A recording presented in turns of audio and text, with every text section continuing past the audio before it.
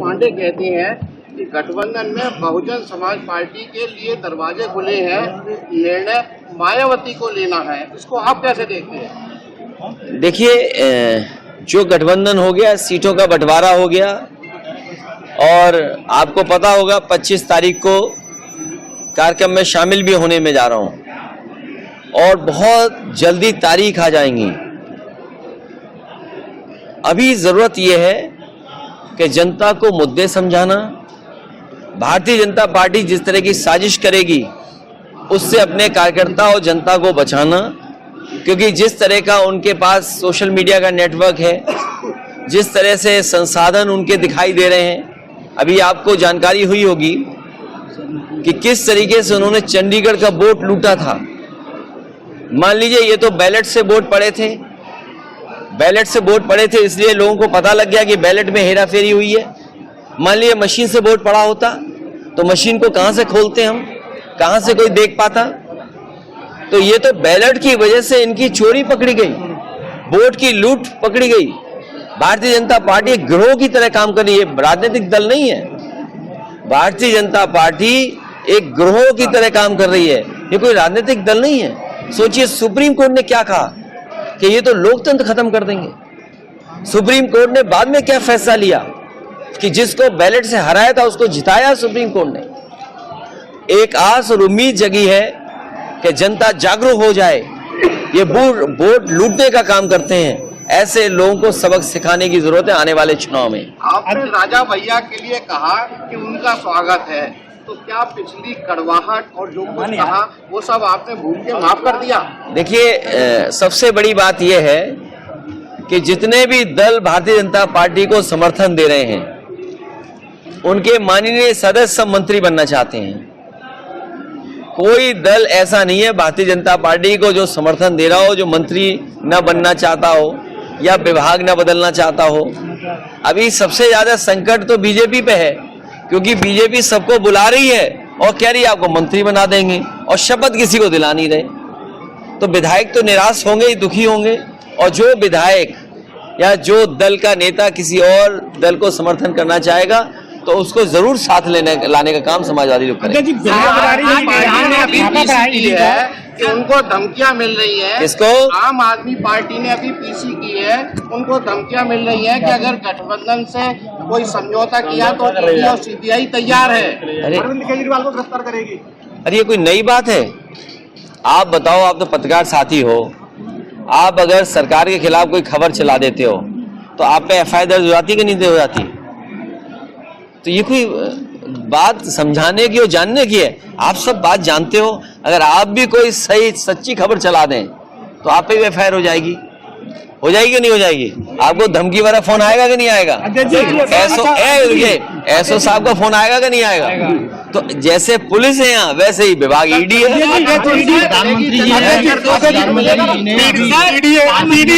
छोड़कर जा रहे हैं। प्रधानमंत्री जी ने आरोप लगाए हैं कि गठबंधन जो है वो जातिवादी और परिवारवादी गठबंधन है, इनसे बच के रहा जाए।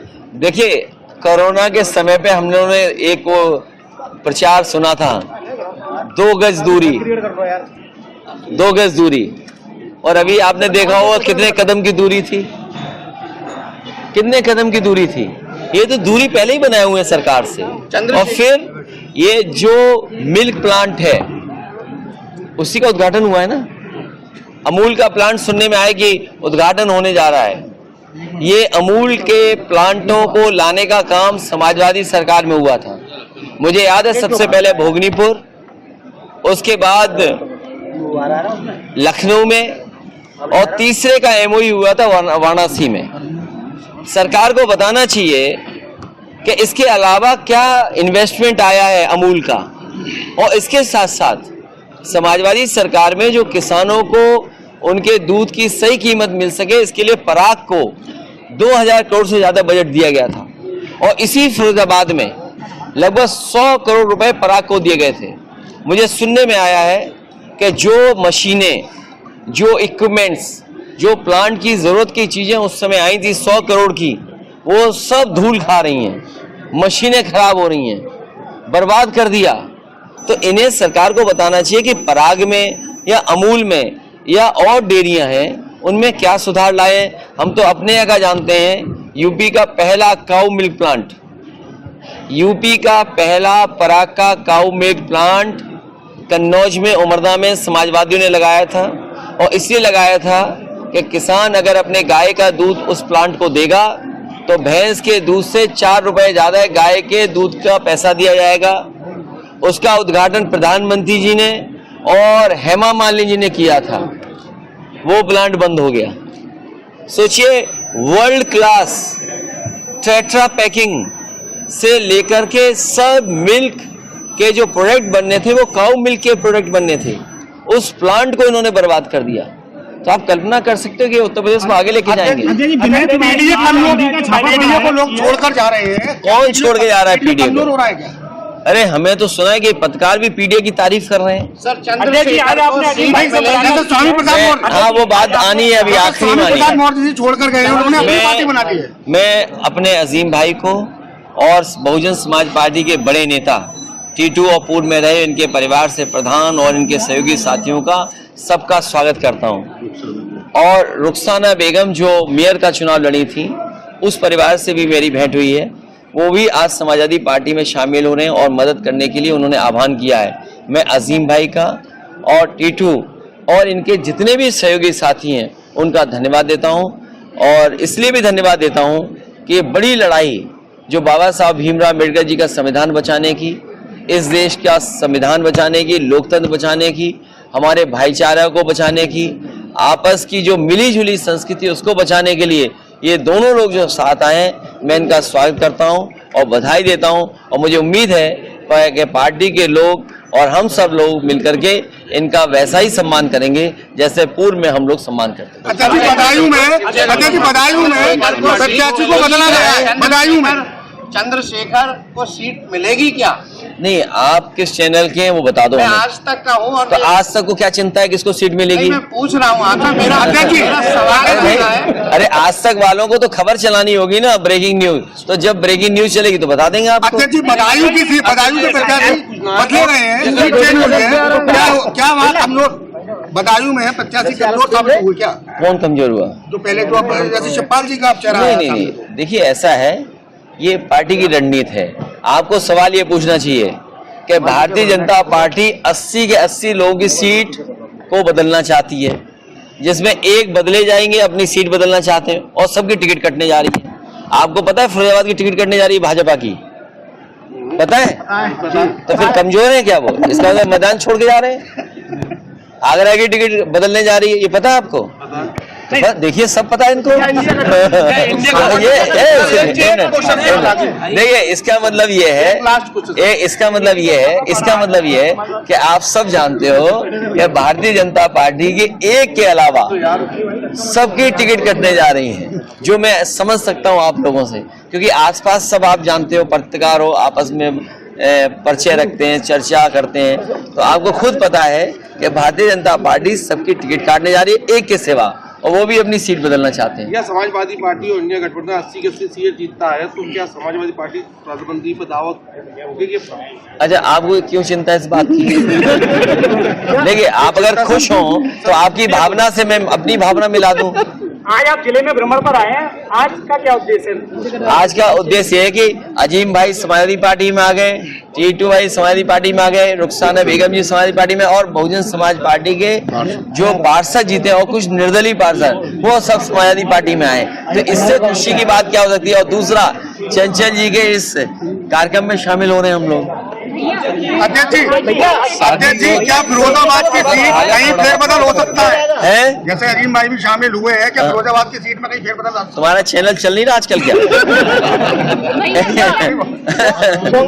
तुम्हारा चैनल नहीं चल रहा, जाओ। भाजपा साम दाम दंड अपनाने वाली पार्टी है। 2024 के चुनाव में आप अपनी नैया कैसे पार करेंगे?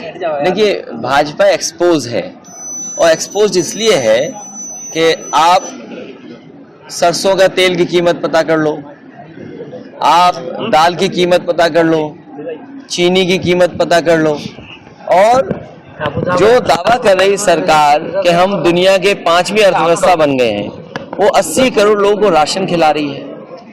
ये सोचिए आप, और किसान की किसी भी फसल की कीमत नहीं दे पा रही। ये सरकार सदन में कहती थी कि हम आलू खरीदेंगे। अरे आप तो आलू बेल्ट के लोग हैं, अगर एक भी आलू खरीदा हो तो बता दो आप। और फिर जो नमक फ्री दिया था इन्होंने राशन में, बताओ आज नमक की कीमत क्या हो गई। तो ये जो सवाल है उसका जवाब भारतीय जनता पार्टी पे नहीं है। और इतने नौजवान जो बेरोजगार घूम रहे हैं, जिनके पास नौकरी नहीं है, नौकरी तो है ही नहीं, रोजगार नहीं है और न कोई निवेश किया है बड़ा। जो यहाँ कारोबार था, मान लीजिए कांच का, चूड़ी का या और जो कारोबार था, कुछ लोगों को तो लाभ पहुंचा रही है सरकार, लेकिन उससे सब बर्बाद हो रहे हैं। कुछ लोग हमारे जो मजदूर हैं उनका जीवन यापन क्या हो रहा है बताइए सरकार में। तो जो मजदूर है उसके लिए सरकार ने क्या किया, जो छोटे कारोबारी हैं उसके लिए क्या किया, किसान के लिए क्या किया, नौजवान के लिए क्या किया, और व्यापारियों को जीएसटी के छापे दिए। जीएसटी के और तमाम छापे वो अपने कागज में उलझे हुए हैं। अध्यक्ष केवल राष्ट्रवादी समाजवादी पार्टी के बड़े वरिष्ठ पदाधिकारी उनके ईडी का छापा पड़ा है। गठबंधन को जो देखिए, 17 सीटें दी हैं, उस पे और मंथन होगा क्या? देखिए एक साथी जो पूछ रहा है ईडी का छापा, सीबीआई का छापा, ये जैसे आपकी थाने की पुलिस होती है वैसे ही वो लोग हैं। तो इससे एक लाभ तो होता है कि आपके कागज ठीक हो जाते हैं। तो ये आपके कागज ठीक करने आ रही है, एजेंसी जो आ रही हैं वो कागज ठीक करने आ रही हैं। और इससे बड़ा सवाल आपको ये पूछना चाहिए, ये आपको उलझा के रखे बीजेपी, क्योंकि ये पत्रकार साथी ने सवाल अच्छा पूछा है। सबसे बड़ा सवाल ये है कि 10 लाख करोड़ बड़े बड़े उद्योगपतियों का इन्होंने कर्ज माफ किया है। 10 लाख करोड़ का कर्ज माफ किया है और देश के बड़े बड़े उद्योगपतियों को लोन कितना दिया है आप सोचिए। ये जो महंगाई है, जो नौकरी नहीं है, रोजगार नहीं है, उसका कारण एक ये भी है कि 10 लाख करोड़ तो इन्होंने उद्योगपतियों को कर्ज माफ कर दिया। और जो पैसा किसान, गरीब और नौजवान के लिए नौकरी के लिए खर्च होना था, वो पैसा उन्होंने उद्योगपतियों को दे दिया लोन। तो अगर देश के उद्योगपति सब पैसा लोन में ले लेंगे और उन्हीं का कर्ज माफ हो जाएगा, तो हमारे किसान का, नौजवान का भला कैसे होगा। तो आपको उलझाने के लिए, विपक्ष को डराने के लिए, विपक्ष अपनी आवाज न उठाए उसके लिए ईडी। अरे ईडी अभी तो विपक्ष में चल रही है, ये हमारा पत्रकार साथी जब न्यूज चलाएगा तो ये भी चलाएगा कि जो अखबार, जो टीवी न्यूज कभी सरकार के खिलाफ दिखाता है उस पर भी सीबीआई और ईडी हुई है। हुई कि नहीं हुई? भैया इंडिया गठबंधन में 17 सीटें दी गई हैं कांग्रेस को, कैसे और मंथन हुआ है? 17 काफी है। तुम्हें कोई समझ में आ रहा हो कि ये भी दे दो, बता दो, बताओ कौन से दे दें। अरे नहीं, तुम बताओ कोई तुम्हें समझ में आ रही हो कि ये और दे दे। नहीं ये ना समझ में आ रही हो, ये समझ में आ रही हो कि 2 वापस ले लो, बताओ कौन सी ले लें, कौन सी वापस ले लें बताओ। लखीमपुर खीरी के लिए बार बार कांग्रेस कह रही है ये सीट हमको मिलनी चाहिए। ये कोई चर्चा नहीं है, वो सब बातचीत हो चुकी है। और देखिए इतने दिनों जो बातचीत हुई है तभी ये फैसला लिए। और हम तो अभी भी देखिए बहुत लिबरल है समाजवादी पार्टी कि भाई प्रत्याशी ऐसा हो जीतने वाला, प्रत्याशी ऐसा हो जो बीजेपी से मुकाबला कर ले। हमें सवाल ये नहीं कि संख्या क्या हो या वो हमारी गिनती कैसे आगे पीछे हो, लेकिन कम से कम जीतने वाला जो हो, चाहे हमारी पार्टी से लड़े या गठबंधन का लड़े, ऐसा हो जो बीजेपी का मुकाबला कर ले। मोदी जी ने 400 की गारंटी दी है। मोदी जी कह रहे हैं 400, मोदी मतलब 400 गारंटी। देखिए अच्छा ये बताओ, कोई गारंटी चल रही है? आप बताओ नमक की कीमत क्या है, कोई गारंटी है नमक की कीमत पे? डीजल पेट्रोल की कोई कीमत की गारंटी है? ये गारंटी केवल घंटी है, गारंटी नहीं है ये। जैसे आपने तालियों थाली बजाई थी वैसे ये घंटी है। आप ही बताइए गारंटी नौकरी की क्यों नहीं है, गारंटी रोजगार की क्यों नहीं है, और गारंटी महंगाई कम करने की क्यों नहीं है? चलिए पत्रकार साहब धन्यवाद।